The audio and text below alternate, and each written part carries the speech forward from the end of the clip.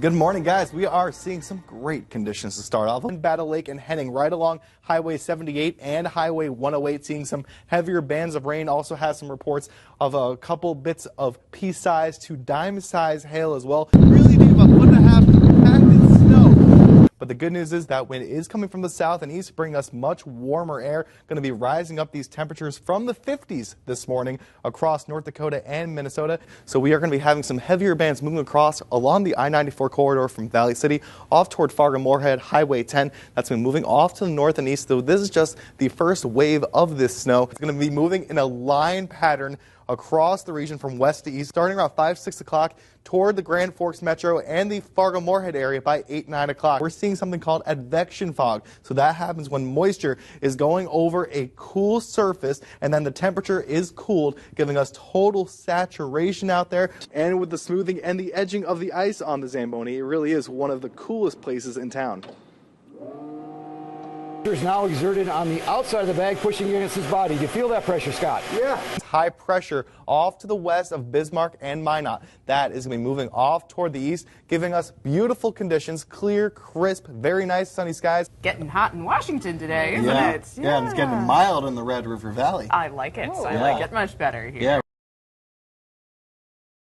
Good morning, Adam and Emily. Yeah, we are seeing some cool temperatures across much of the region. Northern Valley seeing that as well, 37 degrees. Over in East Grand Forks, winds are light right now out of the west at 9 miles an hour. Frost advisory is in effect for much of the Northern Valley as well as northwest Minnesota, with a freeze warning in effect until 9 a.m. for the James River Valley and Devil's Lake Basin, thanks to temperatures like this in the 30s off toward the north and west. Freezing mark over in Cooperstown, 36, and Rolla, 34, in Thief River Falls, a little bit milder off toward the south and east because of a few clouds over in the Lakes Country, 43 over in Sisseton, South Dakota. That is being fueled by a cool wind out of the west-northwest this morning, 10 to 20 miles an hour throughout the region, and that is because of a high pressure system off to the west that is giving us clearing skies over in the Devil's Lake Basin right now. But we are having some clouds right now off to the south and east, even have a few showers over in the Lakes Country from Fergus Falls down toward Alexandria, Otter Tail, Grant, Douglas, as well as in Becker counties.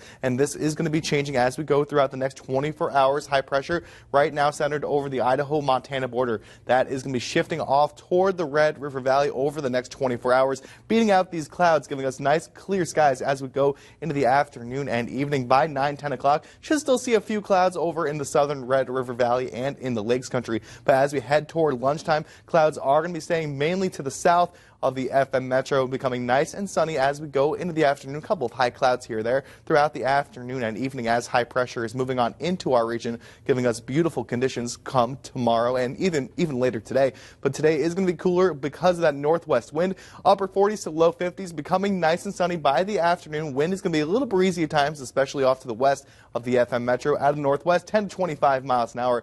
On this Columbus Day tonight, we are going to be seeing some freezing temperatures, literally sub-freezing, upper 20s to low 30s across much of the region. Clear skies and cold with a light wind out of the southwest. Freeze warning is in effect for tomorrow morning until 9 a.m. Things are going to be sunny, warming up to the upper 50s on your Tuesday. Then the temperatures are rising on up into the upper 60s Wednesday and Thursday. A little breezy, mostly sunny skies. Then we could see maybe a couple of isolated showers on Friday as we have a small little cool front coming on through. Upper 50s Friday, Saturday, and Sunday with partly cloudy skies, guys.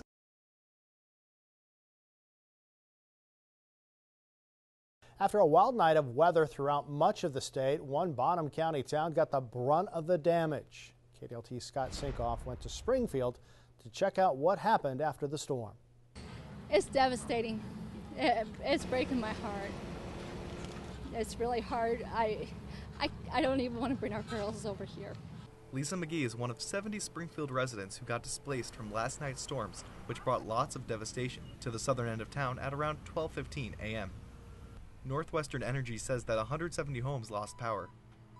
Downed trees, debris everywhere, and roofs that came off their hinges, all thanks to 100-mile-an-hour winds that rolled through the Bonham County community. Here. The initial assessment this morning was that there were 4 homes, including the 2 behind us, that are completely destroyed. Several other homes, a dozen accounted initially for, but several others as well that were significantly damaged. With the devastation throughout the town of Springfield, over 350 volunteers have come together to help out people like Lisa McGee.